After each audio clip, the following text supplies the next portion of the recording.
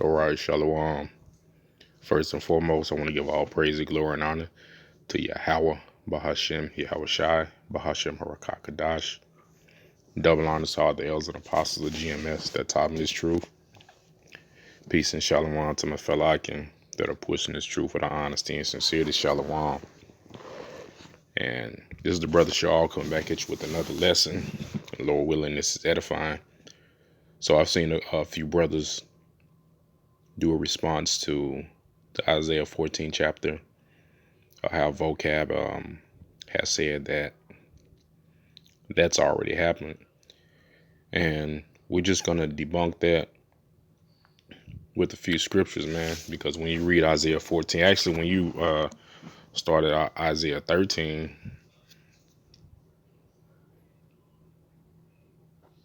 it's telling you the judgment of Babylon. All right. It says the burden of Babylon, which Isaiah, the son of Amos, did see. And when you're reading down, or when you're reading through the scriptures, you would think that that it was talking about modern day ancient Babylon, but there's a few verses that shows you that this is not talking about ancient Babylon, that this is talking about that future Babylon. And let me see here. Yeah, Isaiah 13 and 19. It says, in Babylon, the glory of the kingdoms, the beauty of the Chaldees' excellency shall be as when God overthrew Sodom and Gomorrah. And Sodom and Gomorrah was burnt with fire, man. Okay. Babylon, ancient Babylon wasn't burnt with fire. All right. It was overthrown by the Persians and the Medes, man. Okay. Verse 20. It shall never be inhabited, neither shall it be dwelt in from generation to generation. And we know that didn't happen, man. All right. What is Babylon today? Is modern day Babylon is Iraq, right? Continuing on, neither shall the Arabian pitch tent there, neither shall the shepherds make their fold there. All right. And you still have the Arabs over there in modern day Babylon right now, man. Okay. But it's saying neither should the Arabian pitch tent there, neither should they set up their stores and make money off here in Babylon the Great, which is America, man, because it's going to be destroyed by fire. And Jeremiah, the 49th chapter, 50 and 51, also goes into that and confirms that. So vocab's whole thing was, and Isaiah the 13th chapter goes right back into Isaiah the 14th chapter, and even still, Isaiah the 14th chapter is a prophecy of a future Babylon, which just means a future slavery, man, a future captivity. Okay, another place of that the Israelites will dwell in with confusion and under lock and key, if you will.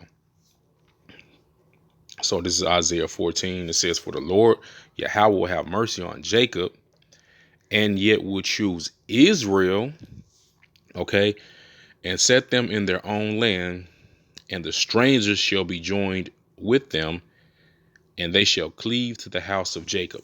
And so what vocab is trying to say, number one, he's trying to say that the strangers that he's talking about are talking about the natural Gentile nations, okay? But we know that to be the strangers as the Israelite foreigners, man. All right. The not the 144, but the mixed multitude. Okay. The mixed multitude, if you will. Okay. And even right here, that's a cut in between, because it says, and the Lord will yet choose Israel, okay, which is or with Jacob, which is the southern kingdom, and Israel, which is the northern kingdom. And throughout history, we only known them to be together at one time, man. Okay, at one time, and that was during the Egyptian captivity. Prior to that, there was a split, and we're going to get into the book of Ezra too, because he said that vocab's stance is that this happened during the Persian I mean, he can't even say Persian captivity because he can't happen. It can't be during the Persian captivity if we were supposed to be set in our own land and be a sovereign people. That's not captivity. But when you read in Ezra, it tells you that they were still basically in captivity, man. And we're gonna get into that. But it says, "For the Lord Yahweh will have mercy on Jacob, and will yet choose Israel and set them in their own land. And the strangers shall be joined with them, and they shall cleave to the house of Jacob. And the people shall take them and bring them to their place." And here's a key point right here. And the house of Israel, okay, the house of Israel. Keep in mind, it says the house of Israel, and vocabs it stands that this happened during the Persian rule. We just go say Persian captivity. Okay, during the Persian captivity. And the people shall take them and bring them to their own place, and the house of Israel shall possess them in the land of the Lord Yahweh for servants and handmaids, and they shall take them captives whose captives they were, and they shall rule over their oppressors. So basically what had to happen is the Persians had to set up, from vocab's view, the Persians had to allow them to go back to Jerusalem, build their own land, and then set forth so they can rule over them. And we know that didn't happen, man. And so we're gonna go to Ezra. Let me see here. Actually, we're gonna go to Ezra, the first chapter. Then we'll come back to the fourth chapter. Come on, man. So just gonna go to Ezra 1.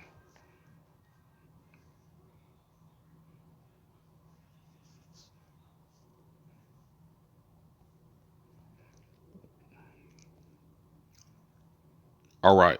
So here we go right here. Let's go back real quick so we can go back to Isaiah 14. All right. Remember in Isaiah 14:2, and it said, "The people shall take them and bring them to the place, and the house of Israel shall possess them." Okay, the whole house of Israel. All right, that's all. That's all tribes, bro. All right, remember it says that. So now Ezra was doing the what? The Persian rule. Okay, so it says, "Now in the first year of Cyrus, king of Persia, the word of the Lord Yahweh by the mouth of Jeremiah might be fulfilled. Yahweh stirred up the spirit of Cyrus, king of Persia, that made a proclamation throughout all his kingdom, and put it also in writing, saying, Thus saith Cyrus, king of Persia, the Lord Yahweh, power of heaven, have given me all the kingdoms of the earth, and he have charged me to build an house at Jerusalem, which is in Judea." Okay, now here's the key point right here. "Is there among you of all his people? His God be with him, and let him go up to Jerusalem, which is in Judea, and build the house of the Lord Yahweh of Israel. He is the God which is in Jerusalem. And whoever so remaineth in any place where he sojourneth,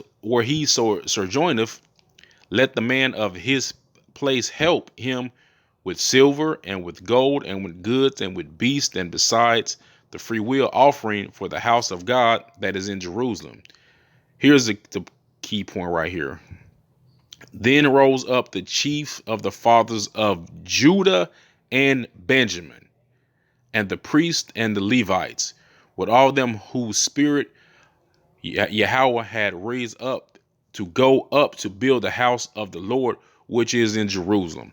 Okay, now reading that might go over some people's head. But right here it says, "Who rose up the chief of the fathers of Judah and Benjamin." Okay, but where's Manasseh? All right, where is Issachar? All right, where's Gad?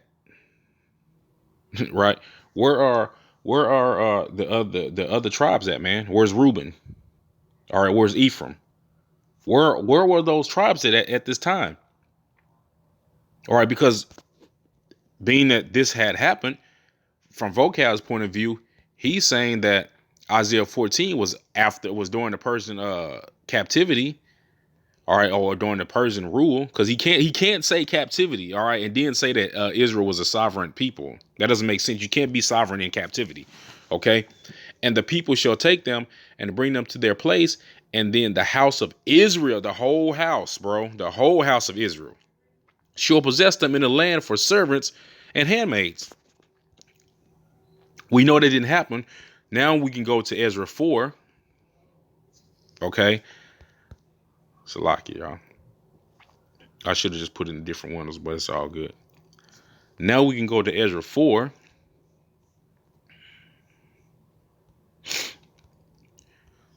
And I'll just get to the point. I'll start at 3. It says, but Zerubbabel and Joshua and the rest of the chief of the fathers of Israel said unto them, ye have nothing to do with us to build an house unto our power, but we ourselves together will build unto the Lord Yahweh, our power of Israel, as King Cyrus, the king of Persia, have commanded us.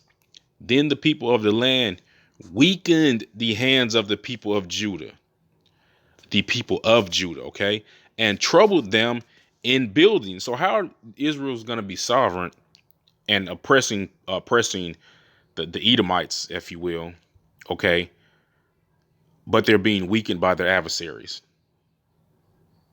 Like, that doesn't make any sense. And let me see here. Yeah, verse 5. Moving down to verse 5. He and hired counselors against them to frustrate their purpose all the days of Cyrus, king of Persia, even to the reign of Darius, king of Persia. And that's plain and cut right there to see, man. All right, that's a cut right there. When you're reading, actually, when you read up in I think it's back in 1.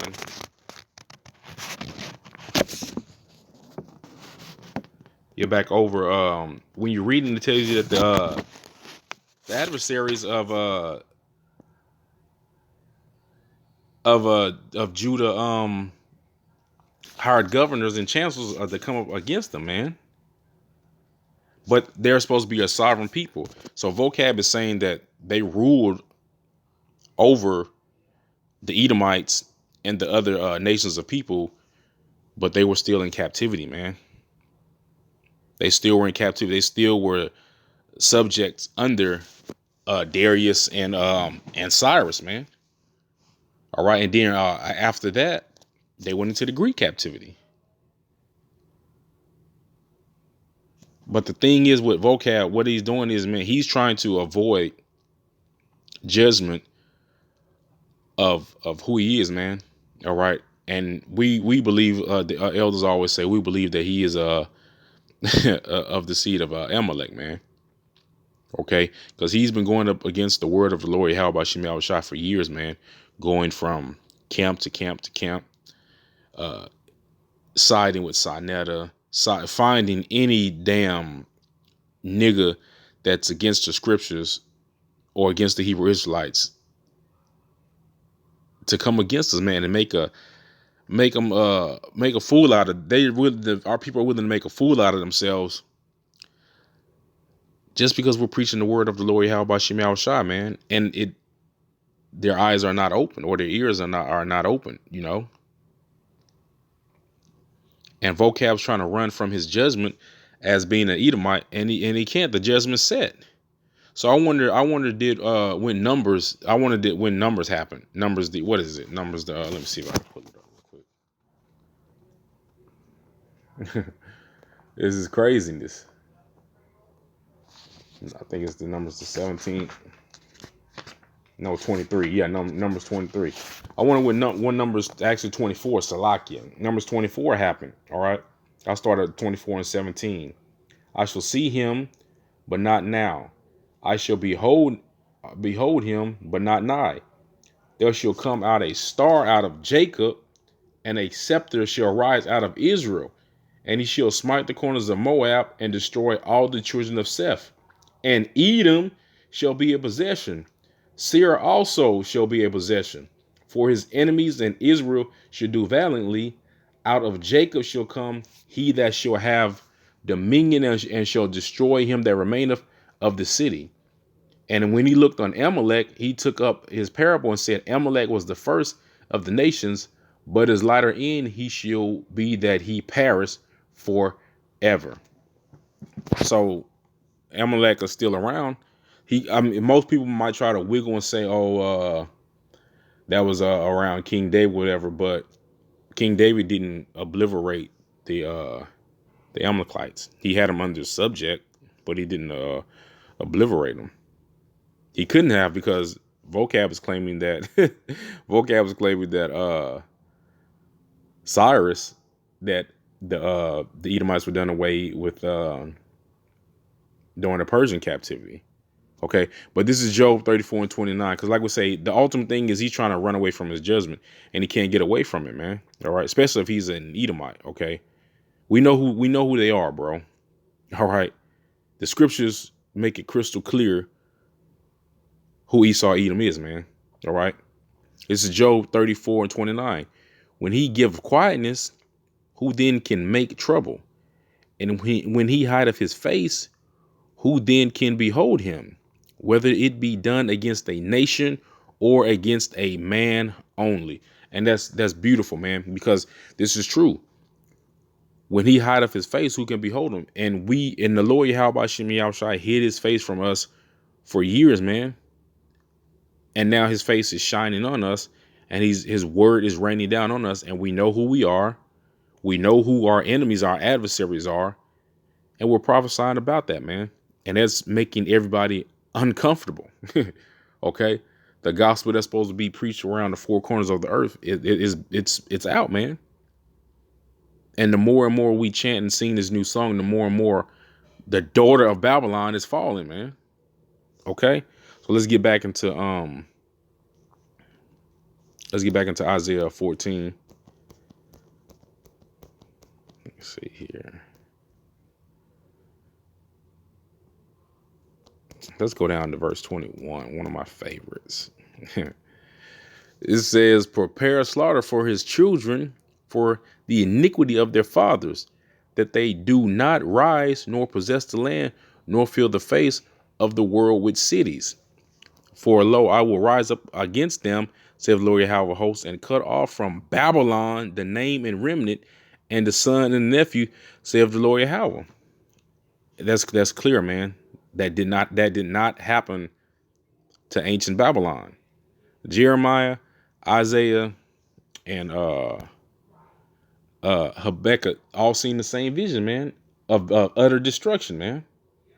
Okay, and you niggas is trying to, and John the Revelator as well. You niggas is trying to side with Vocab and weasel your way out of this when it's not gonna work, man. The doctrine is set. And we know what's going on now. I just seen the elder post a video. He's saying, I guess now they're trying to say that the Edomites, the Edomites are black. Like, you niggas ain't never gonna stop, man, till the missiles come, man. Okay, you niggas go scoff and mock until the missiles actually drop and hit. All right. Let me see. What else did I have, man? Let me see. Yeah, we'll go with Revelations 9:19 and 10. And this is why the Christians don't understand the scriptures, man, and especially Vocab, all right? This is Revelation 19:10. And I fell at his feet to worship him. And he said unto me, see thou do it not. I am thy fellow servant and of thy brethren that have the testimony of Yahushua Mashiach, or Yahushua. Worship power, for the testimony of Yahushua is the spirit of prophecy. And Vocab ain't got it, man. Okay, you 2/3 Christians, y'all ain't got the spirit of prophecy. I see on my timeline, up and down all day, people praising the name of Jesus and posting scriptures, but can't break them down. No understanding, regurgitating them from their money hungry ass pastors, man. All right. No one on their timeline, no one on my timeline that pops up with these scriptures can explain what the hell is going on, man. Okay. No one can. Vocab doesn't even address what's going on. All right. Sarnetta and all these niggas that come against the scriptures and that come against the man of the Lord willing, or we are those men. They can't even give us a breakdown of what the hell is going on. All right. Like I had a friend, not a friend, but a dude I used to rock with, at work. He is crazy how the Lord will take a spirit from you. He actually put me on to the Hebrew Israelites. And all right. And I found out more about them and started looking at the videos. And he's went total left field with it. Now he's into Kemet, and the Bible's whitewashed. And so he sent me a like I guess like some type of document, and it has phase 1, phase 2, and phase 3 of what the elite are planning on doing.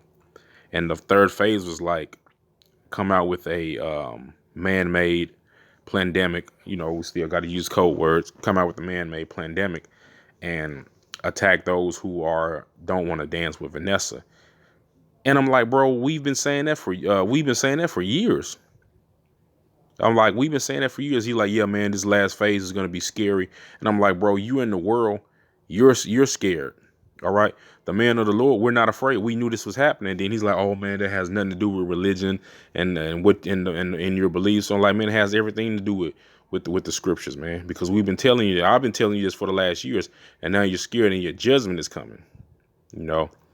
And he didn't respond back after that, so it's all good, man. We got the truth through the power and spirit of Yahweh, and we're going to keep prophesying, man. We're going to keep prophesying and keep this thing rolling, man. So I guess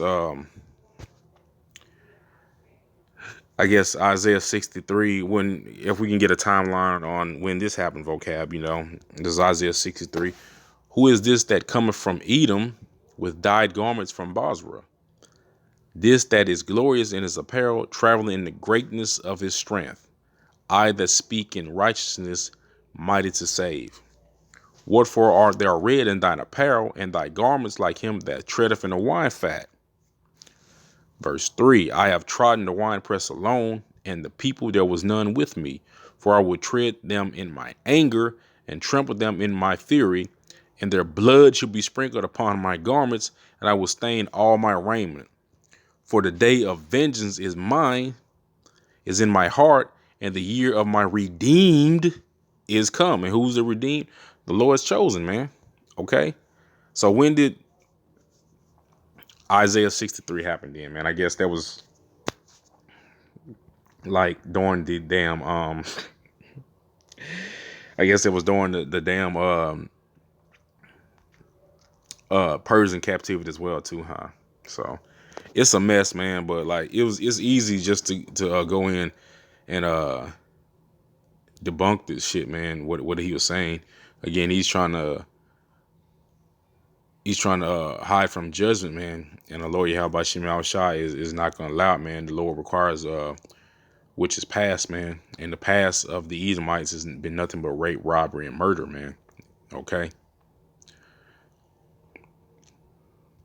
Obadiah 10. For thy violence against thy brother Jacob, shame shall cover thee, and thou shalt be cut off forever. And that's what's going to happen, man. You damn Edomites are found out.